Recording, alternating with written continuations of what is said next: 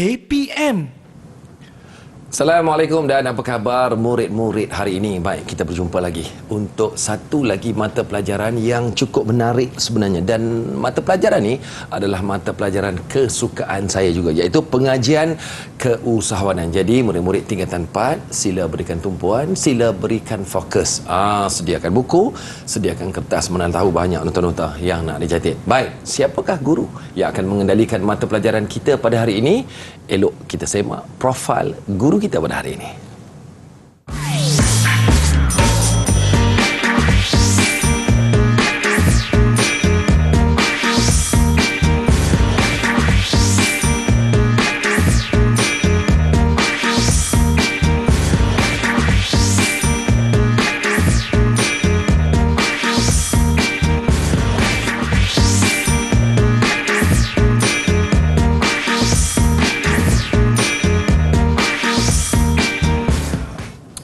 Okey, itu dia guru kita pada hari ini, iaitu Cikgu Muhammad Hafiz. Apa khabar Cikgu? Baik, Alhamdulillah. Baik Cikgu, dalam pengajian keusahawanan ni kan Cikgu, apakah kandungan yang perlu kita berikan perhatian pada sesi pada hari ini?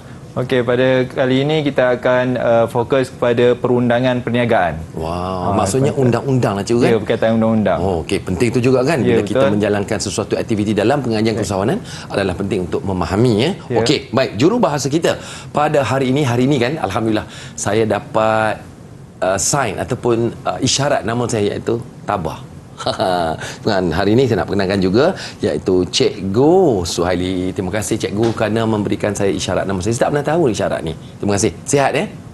Alhamdulillah, syukur. Okey, baik, kalau anda dah bersedia di rumah, murid-murid, kita terus berikan fokus kepada pengajian kita hari ini, iaitu pengajian keusahawanan tingkatan 4. Cikgu Hafiz, silakan. Okey. Hari ini kita akan belajar bab 4, etika keusahawanan dan perundangan. Tetapi kita fokus kepada perundangan perniagaan. Yang mana yang pertama, kita akan merujuk kepada definisi undang-undang dan akta serta akta berkaitan perundangan perniagaan. Kedua, tujuan akta berkaitan penubuhan, pengeluaran, jualan, perlindungan peribadi serta hak dan tanggungjawab majikan dan pekerja. Dan yang ketiga, kepentingan lesen, permit dan sijil dalam aktiviti perniagaan. Murid-murid boleh rujuk buku teks pengajian keusahawanan muka surat 165 sehingga 184. Okey, kita lihat pada definisi undang-undang terlebih dahulu. Ini merupakan fakta yang murid-murid kena ingat, iaitu undang-undang adalah susunan peraturan dan ketentuan yang digubal oleh badan pemerintah sesebuah negara. Jadi kita rujuk perundangan perniagaan pula adalah tindakan dan peranan yang dimainkan oleh pihak kerajaan dalam mengawal operasi sesebuah perniagaan. Definisi ini penting untuk murid-murid ingat. Okey, seterusnya akta pula. Inilah kaitan antara undang-undang dan akta, yang mana akta merupakan undang-undang yang telah dikaji, digubal, diluluskan dan diwartakan oleh Parlimen setelah mendapat perkenan daripada Yang di-Pertuan Agong. Okey, ini dua definisi murid-murid kena ingat. Okey, seterusnya tentang akta perundangan perniagaan yang meliputi ada 5 perkara ataupun 5 akta yang utama, iaitu akta berkaitan penubuhan, akta berkaitan pengeluaran, akta berkaitan jualan, akta berkaitan perlindungan peribadi dan akta berkaitan hak dan tanggungjawab majikan dan pekerja.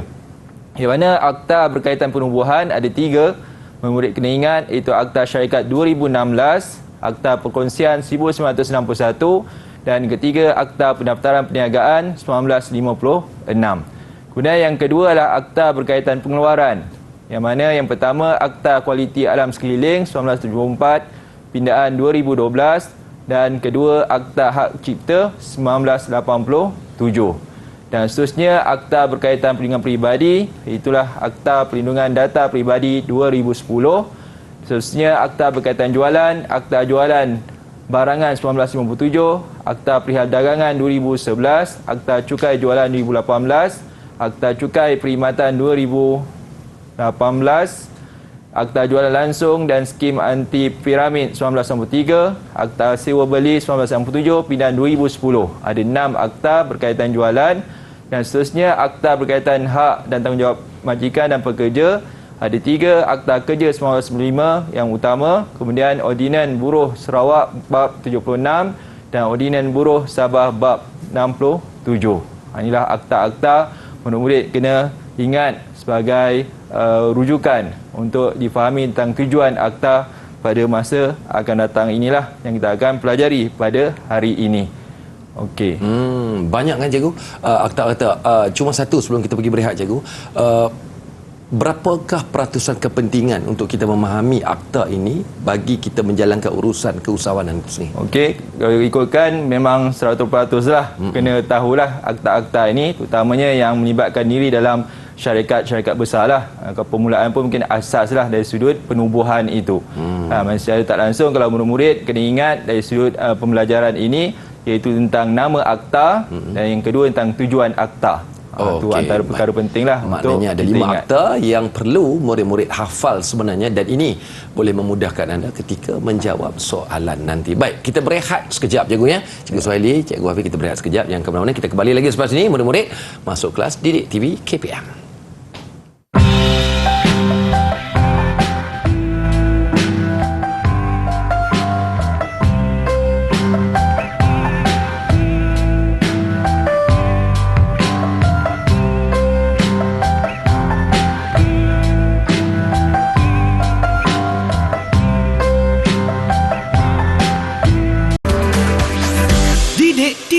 KPM.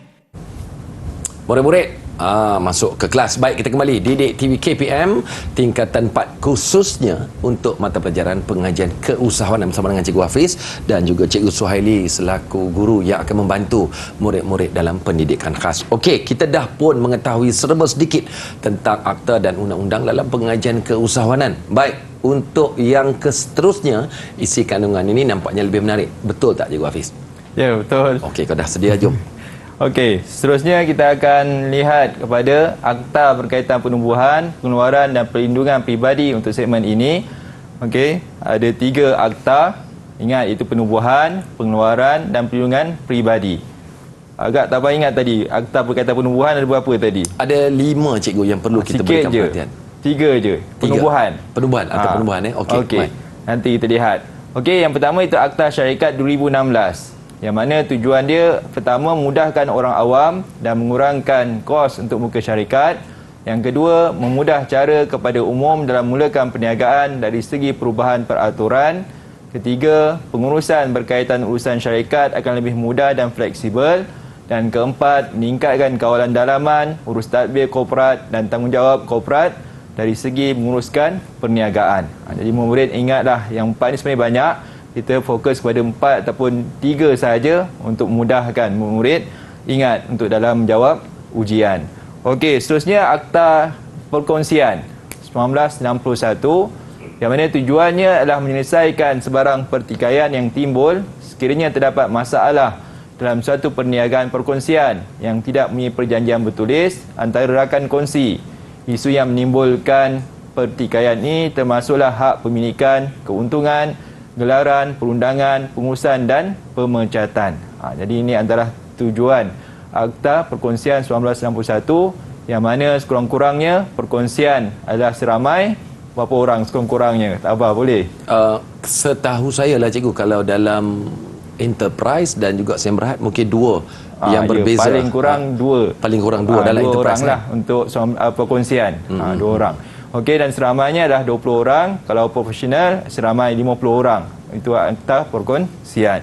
Okey, tapi dalam tajuk ini kita fokus pada nama akta dan tujuan. Okey, dan yang ketiga adalah Akta Pendaftaran Perniagaan 1956.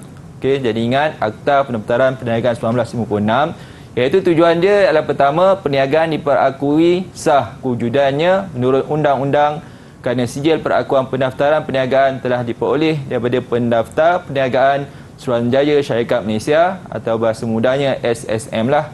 Dan yang kedua, menggunakan daftar perniagaan sebagai bahan bukti bertulis kerana mengandungi semua maklumat terperinci mengenai pemilikan dan perniagaan yang dijalankan. Seterusnya yang ketiga, membantu agensi atau jabatan kerajaan lain melaksanakan fungsi dan menjalankan operasi penguatkuasaan seperti LHDN ataupun yang berkaitan tentang bank-bank perdagangan yang perlu dirujuk untuk membiayai, contohnya lah yang mohon pinjaman ataupun pembiayaan maka mereka akan rujuk tentang pendaftaran sesebuah perniagaan.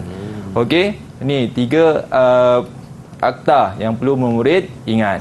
Jadi akta syarikat 2016 tujuan dia, akta perkongsian 1961 tujuannya, dan yang ketiga akta pendaftaran perniagaan 1956. Okey, itu akta berkaitan penubuhan. Okey, akta seterusnya adalah akta berkaitan pengeluaran. Akta berkaitan pengeluaran ada 2 memurid kena ingat, iaitu yang pertama Akta Kualiti Alam Sekeliling 1974 pindaan 2012. Yang mana Akta Kualiti Alam Sekeliling ini berkaitan terutamanya industri lah ataupun kilang yang mengeluarkan pencemaran. Jadi inilah antara akta penting untuk murid-murid ingat sebagai tujuan Akta Kualiti Alam Sekeliling ini diadakan, diwujudkan. Iaitu yang pertama, memantapkan mekanisme penguatkuasaan dan pendawaan dalam pengurusan alam sekitar serta penilaian kesan alam sekitar EIA. Pindaan itu diwartakan bagi mengadakan undang-undang yang lebih relevan bagi menangani isu alam sekitar yang semakin kompleks. Kedua, memberikan kuasa kepada Ketua Pengarah Kualiti Alam Sekeliling untuk menghentikan sebarang projek yang melanggar peraturan EIA yang sebelum ini tertaluk di bawah bidang kuasa menteri. Dan yang ketiga, memperlihatkan semua jururunding yang mahu menjalankan kajian EIA perlu didaftarkan dengan Jabatan Alam Sekitar. Selain daripada itu, ada beberapa penalti ataupun dendaan terhadap mereka yang melakukan pencemaran alam sekitar. Ini yang pertamalah Akta Kualiti Alam Sekeliling 1974. Okey, yang kedua adalah Akta Hak Cipta 1987. Ini pun antara perkara pentinglah dalam akta berkaitan pengeluaran, sama ada produk ataupun perkhidmatan, yang mana akta ini tujuannya adalah untuk melindungi pendapatan yang bakal diperoleh pencipta dan penerbit sesuatu karya. Mungkin Tabah boleh sebut karya harta intelek. Contoh lagu umpamanya? Ya, betul. Macam lagu-lagu, filem, ya, termasuk buku-buku hasil daripada karya seseorang individu.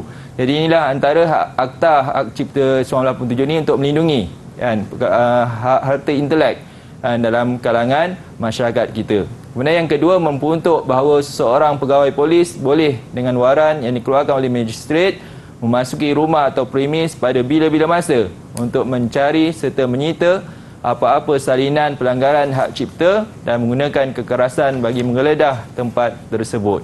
Ini antaralah tujuan akta hak cipta ini diwujudkan.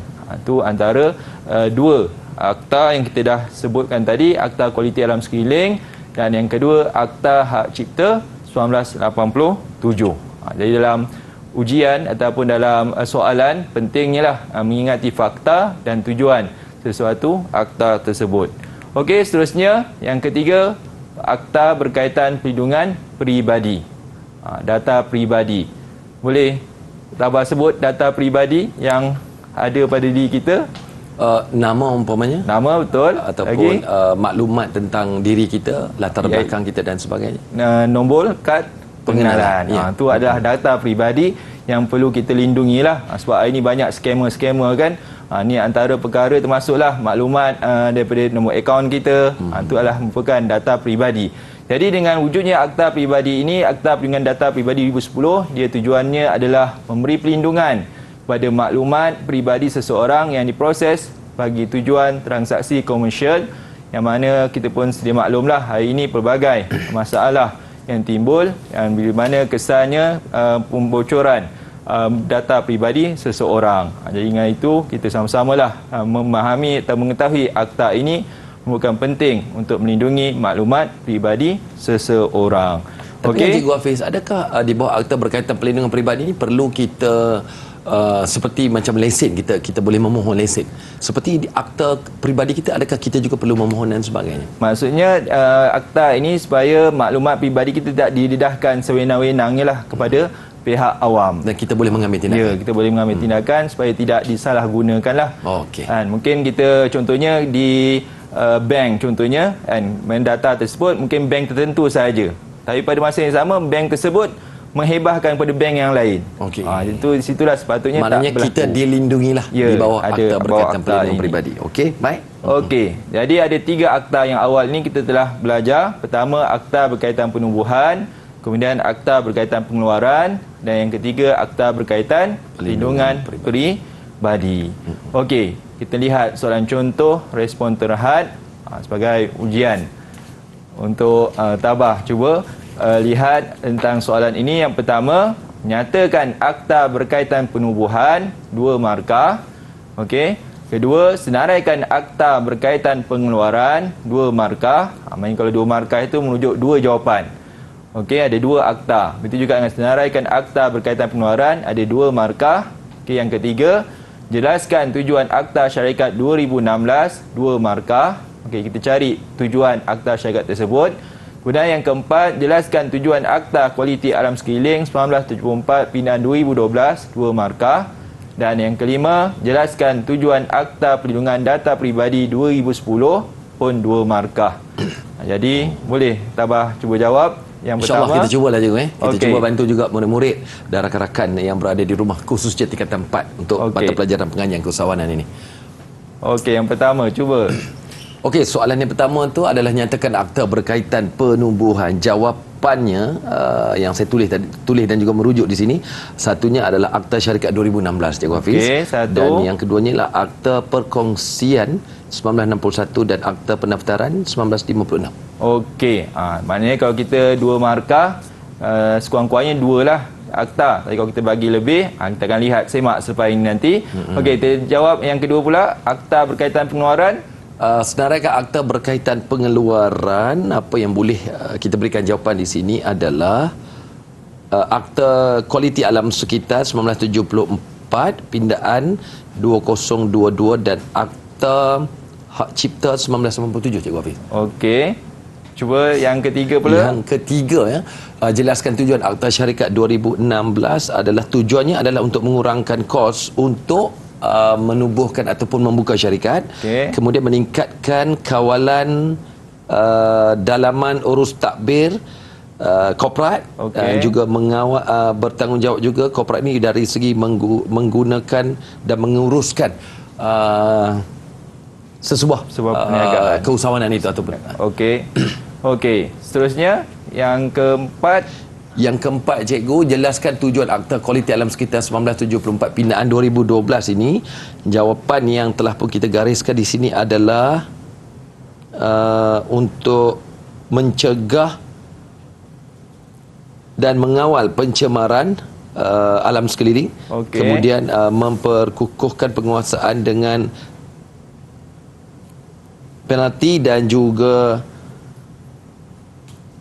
tugas-tugas yang lain di sini kan, cikgu ya. Dan itu untuk yang keempat. Okey, 2 tujuan. Okey, yang terakhir, tujuan Yang akta terakhir, perlindungan data peribadi. Jelaskan tujuan akta ini, cikgu, kalau ditulis apa yang boleh saya katakan di sini adalah untuk memberi perlindungan kepada maklumat peribadi kita. Okey. Dan juga menjamin keselamatan data peribadi dan mendapat persetujuan terlebih dahulu. Okey, kita cuba semak jawapan. Betul ke, cikgu? Saya Okey, cuba yang terbaik pertama, lah tu.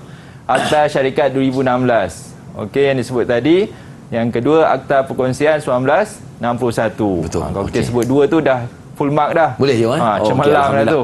Okey, 2 markah. Atau boleh bagi akta pendaftaran 1956. Okey, maknanya ada 3 sebenarnya. Memberikan lebih tak ada masalah juga kan dalam jawapan. Masalah. Yang penting tepatlah. Kalau salah, maknanya tetaplah yang kita pilih 2 sahaja.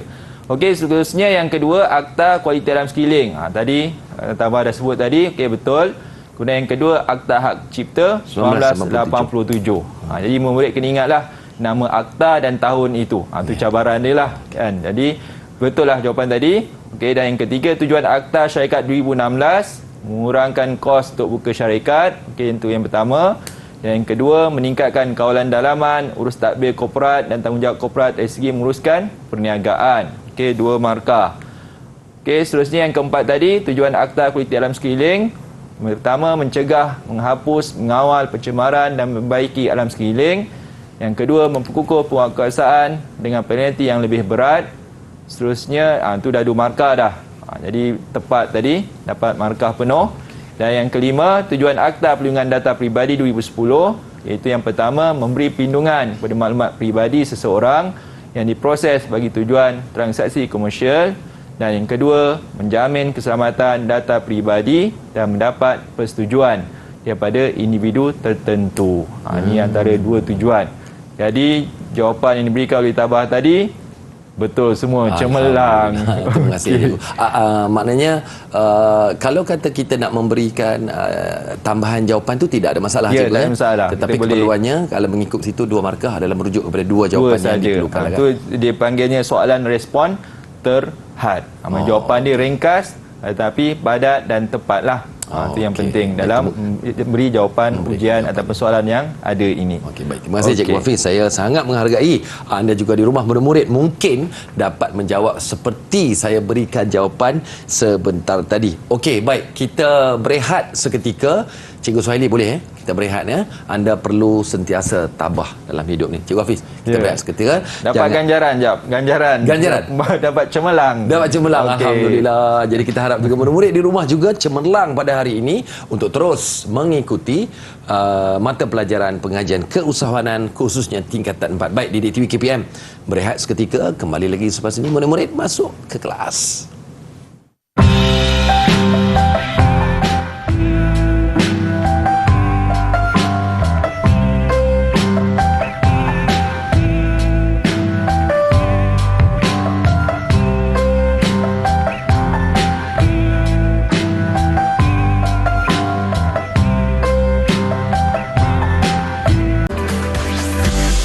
TV KPM.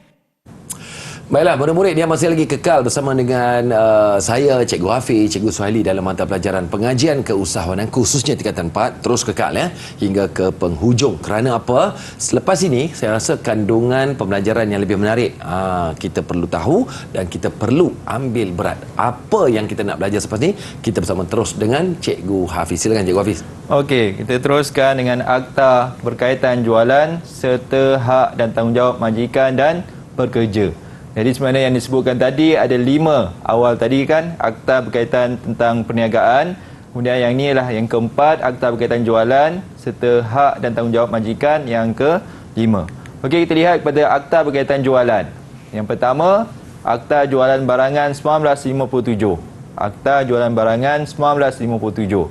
Jadi murid kena ingat nama akta. Kemudian tujuan dia adalah mengimbangi kuasa penjual dan melindungi hak pembeli dalam suatu transaksi jual beli.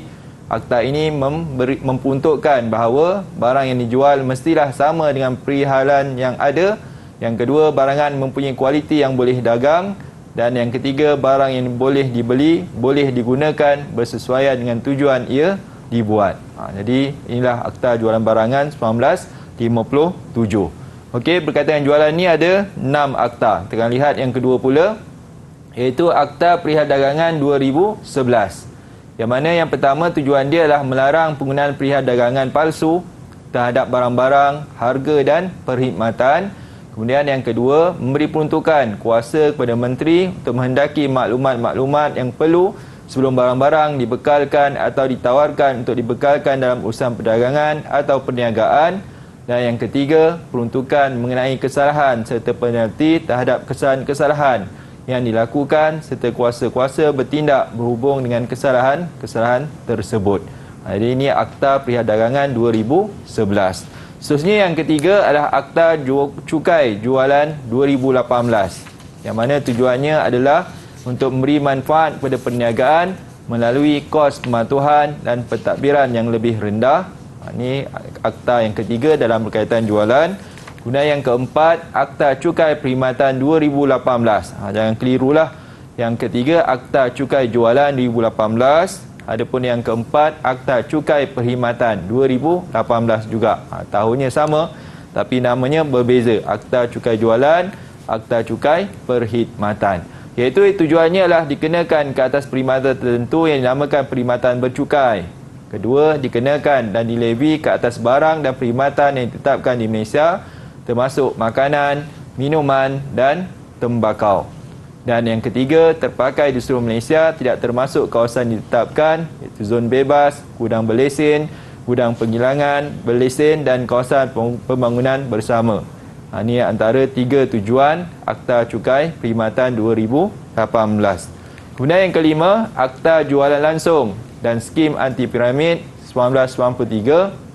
Tujuannya adalah yang pertama, menguatkuasakan undang-undang berkaitan jualan langsung dan skim anti piramid, dan yang kedua, melindungi hak-hak ejen dan pengguna daripada menjadi mangsa penipuan, penindasan, manipulasi dan eksploitasi syarikat yang tidak bertanggungjawab.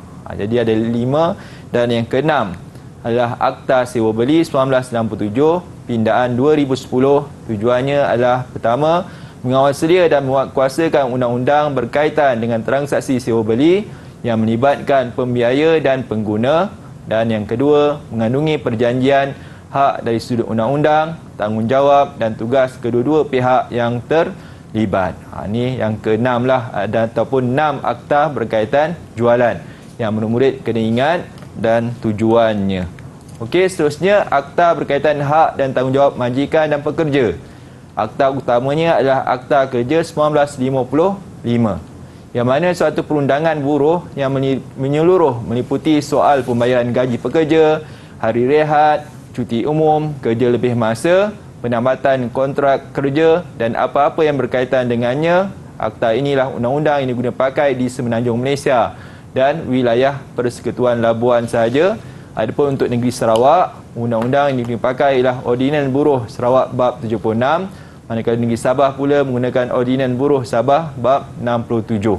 Ini sebagai rujukanlah dan ingatan, ada 3 sebenarnya akta yang terlibat ataupun yang disebut kalau di Sarawak Ordinan lah, termasuk Sabah and Ordinan. Okey, yang mana tujuan akta hak dan tanggungjawab majikan dan pekerja ini tak lain tak bukan, yang pertama, melindungi hak dan kepentingan pekerja daripada menjadi mangsa eksploitasi majikan yang tidak bertanggungjawab. Kedua, sekiranya terdapat pelanggaran perjanjian kontrak pekerjaan yang tidak memenuhi peruntukan Akta Kerja 1955, maka kontrak kerja adalah terbatal. Dan yang ketiga, majikan juga boleh dikenakan tindakan undang-undang oleh mahkamah jika disabitkan kesalahan. Jadi inilah antara akta-akta yang perlu murid-murid ingat, yang mana akta berkaitan jualan tadi ataupun akta yang kita sebut 6 perkara tadi, 6 akta, dan yang kedua adalah akta berkaitan hak dan tanggungjawab majikan dan pekerja, iaitu Akta Kerja 1955. Okey, kita lihat kepada soalan contoh ataupun yang sebutkan ada 4 soalan sana, iaitu yang pertama, nyatakan akta berkaitan jualan, 4 markah. Yang mana nama-nama akta tadilah yang perlu murid ingat. Okey. Kedua, senaraikan akta berkaitan hak dan tanggungjawab majikan, 2 markah. Kemudian yang ketiga, jelaskan tujuan Akta Jualan Barangan 1957, ada 4 markah, maknanya ada 4 tujuan yang perlu murid nyatakan. Dan keempat, mengapakah Akta Kerja 1955 penting dalam sesebuah perniagaan. Dia pun merujuk kepada tujuan Akta Kerja 1955, 5 markah. Boleh Tabah sedia untuk menjawab? Boleh cikgu, insyaAllah. Okey. Saya dah bersedia. Okey, cuba jawab soalan 1A. Baik, untuk jawapan soalan 1A, nyatakan akta berkaitan jualan. Jawapannya adalah Akta Jualan Barangan 1957. Okey, nanti kita semak. Akta Perihal Dagangan 2011, Akta Cukai Jualan 2018 dan Akta Cukai Perkhidmatan 2018, Akta Jualan Langsung dan Skim Anti Piramid 1993 dan Akta Sewa Beli 1967 pindaan 2010. Okey, ada 6 akta tu. Minta 4. Boleh, tak apa, boleh beri lebih. Okey, seterusnya yang kedua, senaraikan akta berkaitan hak dan tanggungjawab majikan. Okey, merujuk pada soalan yang kedua, satu adalah Akta Kerja 1955 dan yang kedua Ordinan Buruh Sabah Bab 67. Okey, boleh. Apa yang ketiga, Sarawak lah kan? Ordinan Sarawak. Okey, seterusnya yang ketiga, jelaskan tujuan Akta Jualan Barangan 1957, 4 markah. Ini banyaklah jawapan ataupun jelaskan tujuan akta tersebut. Boleh cikgu, saya bagi lebih 2 tadi tu. Okey. Yang ni yang C je C. Untuk soalan C adalah jelaskan tujuan Akta Jualan Barangan 1957. Satunya adalah untuk melindungi hak pembeli dalam sesuatu transaksi jual beli. Betul. Yang keduanya memperuntukkan bahawa barang yang dijual mestilah sama dengan perihalan yang ada. Yang ketiga adalah barangan mempunyai kualiti yang boleh didagang. Yang keempat, barang yang dibeli boleh digunakan bersesuaian dengan tujuan ia dibuat. Dan yang terakhir sekali adalah pembeli boleh memiliki barang dagangan barang dengan aman. Okey. Itu soalan yang ketiga. Okey, soalan yang keempat atau 1D, mengapakah akta kerja penting dalam sesebuah perniagaan? Okey, merujuk kepada soalan yang keempat, jawapannya cikgu adalah melindungi hak dan kepentingan pekerja daripada menjadi mangsa eksploitasi majikan yang tidak bertanggungjawab. Kemudian yang kedua, menjaga kebajikan pekerja. Yang ketiga, memelihara hak pekerja dan juga majikan, meliputi bayaran gaji, cuti umum dan bayaran lebih masa. Kemudian yang terakhir, memelihara daripada pelanggaran kontrak kerja. Okey, kita lihat jawapan. Okey, tadi jawapan contoh tentang soalan yang pertama, iaitu Akta Jualan Barangan 1957. Mungkin murid ingatlah yang tahun 1957 tu. Dan Akta Jualan Barangan, kemudian Akta Perdagangan 2011, Akta Cukai Jualan 2018 dan Akta Cukai Perkhidmatan 2018. Kalau nak ingat, pilih yang 4 ni saja kan. Tapi kalau tambahan nak buat Akta Jualan Langsung dan Skim Anti Piramid 1993 atau Akta Sewa Beli 1997 pindaan 2010. Yang ni murid kalau bab akta ni tak boleh salah lah tentang tahun tu. Jadi kena ingat nama akta. Walaupun contohnya Akta Jualan Barangan tu dah betul, 1958 mempunyai tidak boleh terima. Satu kesalahan lah, kesilapan lah, sebab dia fakta yang berkait tentang nama akta tersebut. Okey, kemudian yang kedua tentang akta berkaitan tentang hak pekerja lah kan, ataupun hak majikan. Yang namanya iaitu pertama Akta Kerja 1995 dan Ordinan Buruh Sabah ataupun Ordinan Buruh Sarawak pun boleh diberikan jawapan. Okey, seterusnya tentang tujuan. Tujuan akta barang yang tujuan akta jualan barangan 1957. Dan yang mana itulah dan melindungi hak pembeli dalam sesuatu transaksi jual beli, memperuntukkan bahawa barang yang dijual mestilah sama dengan perihalan yang ada. Barangan punya kualiti yang boleh dagang. Keempat, barang yang boleh digunakan bersesuai dengan tujuan ia dibuat. Dan yang keempat, pembeli boleh memiliki barang dengan aman. Jadi murid kena ingatlah, sekurang-kurangnya 4, boleh beri lebih daripada 1 pun. Maknanya kita kata 4 markah, kita bagi 5 pun dapat jawapan dia, markah yang penuh lah. Kemudian yang keempat, yang terakhir tentang 1D, soalan kita, melindungi hak dan kepentingan pekerja daripada menjadi mangsa eksploitasi majikan yang tidak bertanggungjawab, menjaga kebajikan pekerja, melihara hak pekerja dan majikan, meliputi bayaran gaji, cuti umum dan bayaran lebih masa, dan yang terakhir memelihara daripada pelanggaran kontrak kerja. Jadi 5 markah.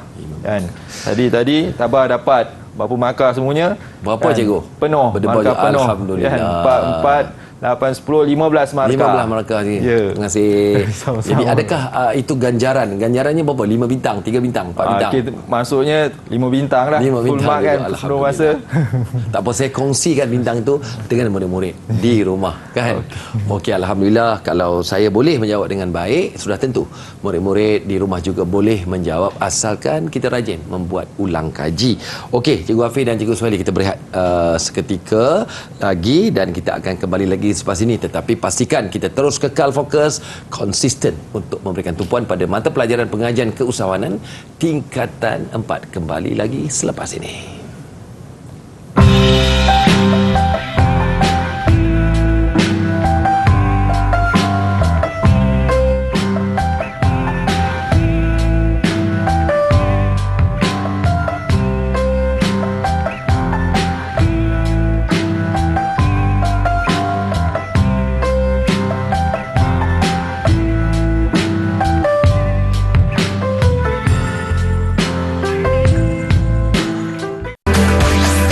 Didik TV KPM. Baiklah, terima kasih. Kita masih lagi kekal dalam mata pelajaran pengajian keusahawanan khususnya tingkatan 4. Jadi murid-murid terus bersama dengan saya, Cikgu Hafiz dan Cikgu Suhaili. Okey, kita dah pun mempelajari banyak dalam pengajian keusahawanan ini, terutamanya tentang akta dan apakah pelindungan-pelindungan yang boleh kita lakukan jadi kepada murid-murid yang mungkin ada jiran-jiran, kawan-kawan, saudara mara yang terlibat dalam keusahawanan. Bantu mereka dengan memberikan maklumat-maklumat seperti yang kita belajar pada hari ini. Tak habis lagi. Ada sikit lagi. Jadi Cikgu Hafiz, teruskan dengan pembelajaran kita. Okey, seterusnya kita lihat kepada kepentingan lesen, permit dan sijil. Sebenarnya kita dah belajar tentang akta-akta yang terlibat. Jadi kali ini kita akan lihat kepada lesen, permit dan sijil. Pertama, lesen. Murid kena ingatlah definisinya. Yang pertama adalah dokumen kebenaran menjalankan apa-apa aktiviti perniagaan untuk tempoh 12 bulan dan perlu diperbaharui setiap tahun. Seperti contohnya lesen perniagaan yang dikeluarkan oleh PBT, pihak berkuasa tempatan. Ada beberapa lesen yang kita perlu perolehlah. Cuma yang penting adalah lesen perniagaan. Okey, yang kedua tentang permit. Dokumen kebenaran sementara untuk menjalankan apa-apa aktiviti perniagaan yang ditetapkan. Maksimum tempoh permit ialah 6 bulan. Biasanya permit jualan murah contohnya. Ada permit yang perlu diambil oleh pihak-pihak perniagaan ataupun syarikat untuk menjalankan jualan murah yang perlu diambil daripada pihak-pihak tertentu. Okey, dan yang ketiga, sijil, iaitu dokumen pengiktirafan bagi amalan perniagaan yang dikeluarkan oleh pihak berautoriti pada perniagaan yang telah menepati standard yang telah ditetapkan. Sebenarnya kalau makanan sudah pastilah kalau dalam negara kita itulah sijil pengesahan halal JAKIM contohnya. Ada beberapa sijil mesti ataupun sijil dipanggilnya sijil yang dikeluarkan untuk memastikan amalan penghilangan baik. Inilah antara perkara ataupun contoh sijil yang perlu murid ingat. Cuma dalam tajuk ini definisilah utama tentang lesen, permit dan sijil. Okey, jadi kita teruskan dengan melihat tentang kepentingan lesen, iaitu tentang bertujuan. Dia adalah memastikan bahawa setiap aktiviti keusahawanan yang dilakukan mengikut lunas undang-undang yang telah ditetapkan oleh kerajaan serta berlandaskan standard moral yang tinggi. Pemantauan daripada bahagian penguatkuasaan akan menjadi lebih mudah apabila aktiviti perniagaan didaftarkan. Sebagai contoh, pelesenan bagi perniagaan restoran atau kedai makanan adalah penting bagi memastikan pengusaha yang diberikan lesen tersebut mematuhi kriteria dan garis panduan yang ditetapkan agar pengusaha beroperasi dengan menjaga kebersihan premis, menjaga kebersihan persekitaran, menjaga kebersihan dan kualiti makanan dan akhirnya menjamin kesihatan pengguna awam yang membeli produk keluaran pengusaha tersebut. Jadi janganlah keliru kan, pendaftaran perniagaan itu penting, lesen pun penting. Ini supaya kita dapat menjalankan perniagaan dengan memenuhi kehendak undang-undang. Okey, seterusnya tentang permit. Yang mana permit diperlukan bagi pelbagai aktiviti perniagaan yang bersifat sementara. Bukannya sepanjang tempoh yang lama, tapi bersifat sementara, paling lama pun 6 bulan contoh yang diberikan. Kerana permit ini sesuatu perniagaan penting kerana pertama untuk memastikan bahawa aktiviti perniagaan yang dijalankan adalah sah di sisi undang-undang. Sebarang aktiviti perniagaan yang terlarang seperti pesta minuman beralkohol tidak dibenarkan beroperasi secara terbuka. Kemudian yang kedua, untuk memudahkan pihak berkuasa memantau aktiviti perniagaan sementara tersebut dari semasa ke semasa. Aktiviti perniagaan sementara hanya boleh dilakukan berdasarkan masa yang diluluskan sahaja. Dan yang ketiga, untuk membendung penipuan dalam penjualan yang tidak mengikut undang-undang negara oleh pihak tidak bertanggungjawab yang dilihat menyalahgunakan saluran media untuk kepentingan peribadi. Dan seterusnya iaitu sijil. Yang mana sijil penting ataupun tujuannya adalah untuk menjaga kredibiliti sesuatu perniagaan. Perniagaan yang memiliki sijil tersebut telah disahkan beroperasi dengan standard dan kualiti yang tinggi. Kedua, untuk menambahkan keyakinan pengguna. Setiap perniagaan yang memiliki mana-mana sijil tersebut telah menarik hati pelanggan dan menambah keyakinan mereka untuk memiliki barang atau perkhidmatan yang ditawarkan. Ketiga, dapat menambah keuntungan pada syarikat dengan tarikan memiliki sijil pengesahan halal Malaysia atau ringkasnya SPHM JAKIM. Dan keempat, dengan penggunaan sijil pengusahaan halal Malaysia JAKIM dan logo halal ini, syarikat dan permis makanan akan sentiasa mematuhi garis panduan yang ditetapkan.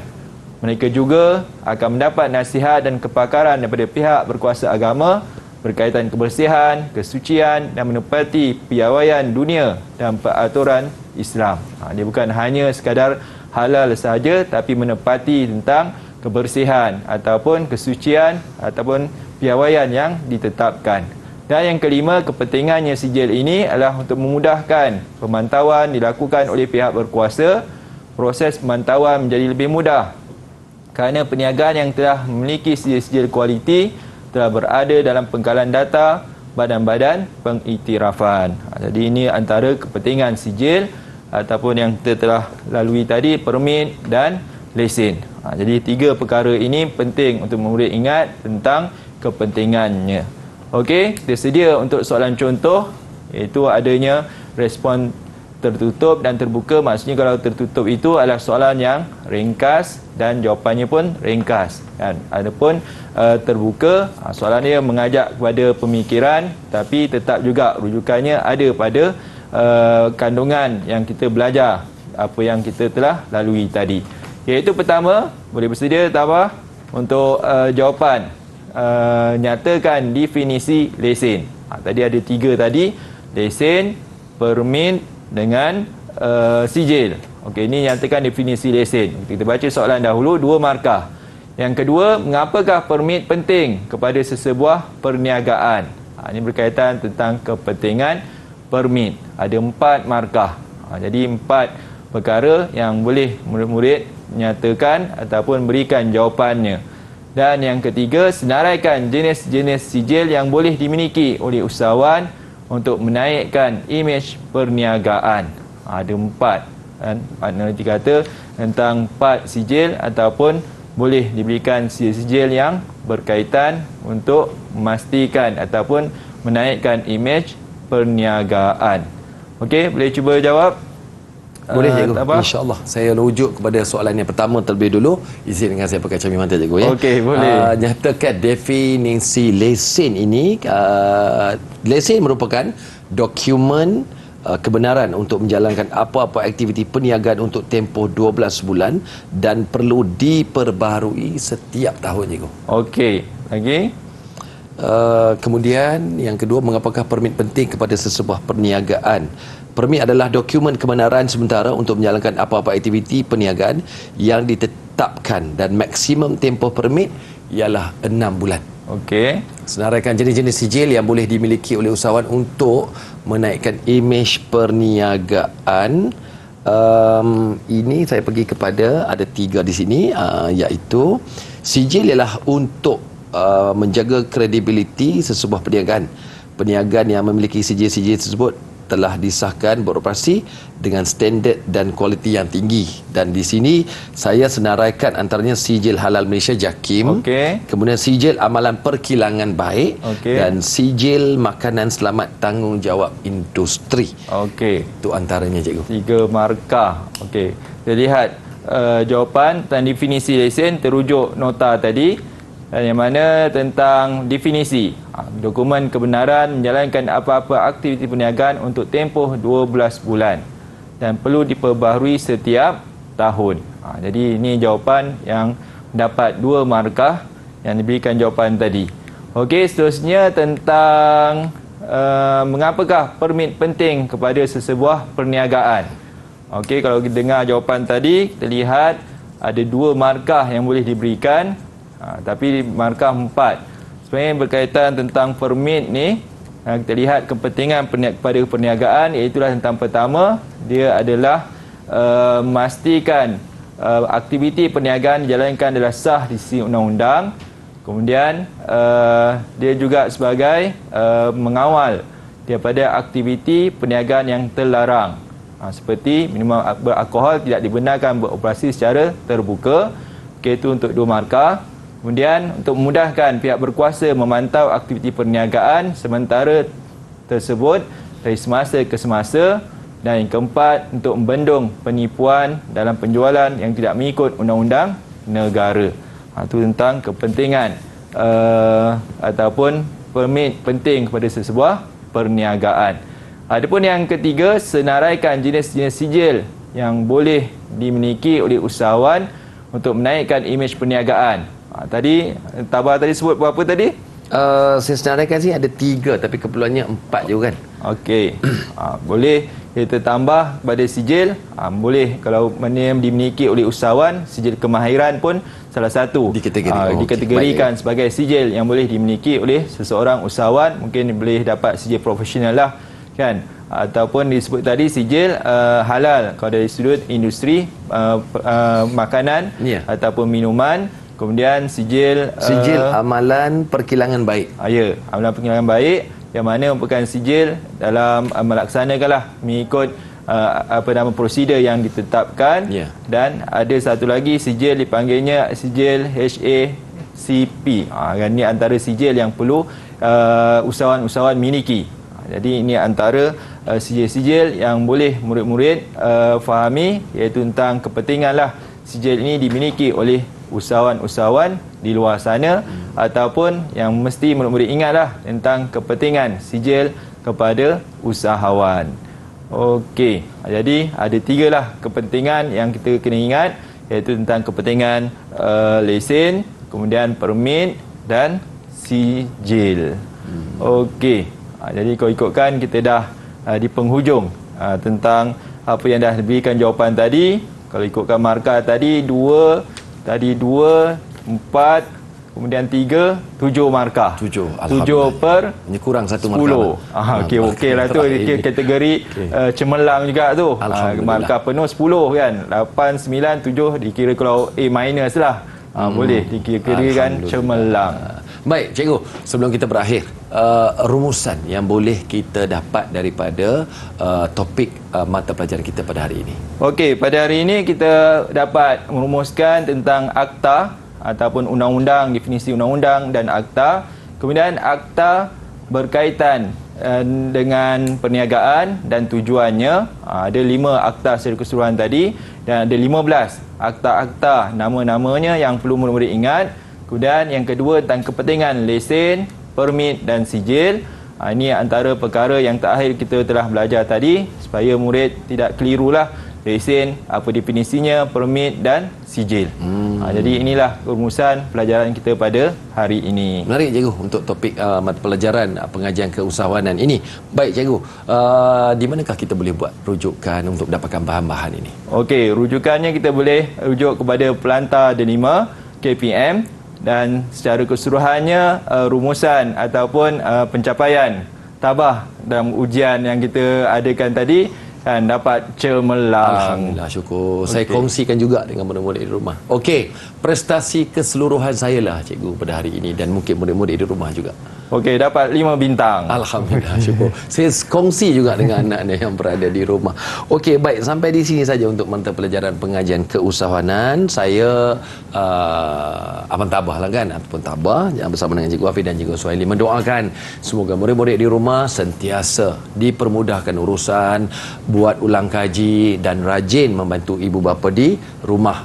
Apa saja maklumat yang kita dapat pada hari ini, kongsikan dengan jiran, saudara mara dan mereka-mereka yang memerlukan, dan itu adalah salah satu tanggungjawab sosial kita. Selain daripada kita nak memperkasakan mata pelajaran pengajian keusahawanan. Baik, terima kasih sekali lagi Cikgu Hafiz, Cikgu Suhaili. Sentiasalah tabah dalam hidup kita. InsyaAllah kita akan berjaya. Baik, Didik TV KPM sampai di sini saja bagi penerbit dan seluruh tenaga kerja. Untuk hari ini kita jumpa dan jumpa lagi. Murid-murid masuk ke kelas. Bye-bye.